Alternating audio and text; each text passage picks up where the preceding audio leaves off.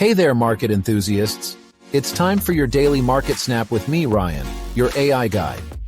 Get ready for a quick and exciting rundown of the latest market updates.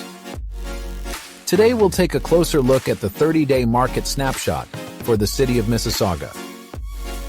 For single-family homes in the City of Mississauga, hold on tight because the average sales price took a slight dip, giving buyers a rare opportunity to snag their dream homes at a more affordable price. To add to the thrill, the average days on the market have increased to 25 days.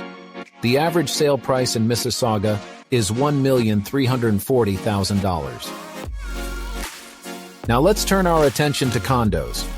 While the number of sold listings might have taken a dip recently, the average sales price has actually gone up. The average days on the market have climbed to 33 days, giving potential buyers plenty of time to explore and make their perfect choice. The average sale price of a condo in Mississauga stands tall at $696,000. Ready to buy or sell your home? Connect with our expert team today. We're here to help you start your journey toward the lifestyle you've always dreamed of.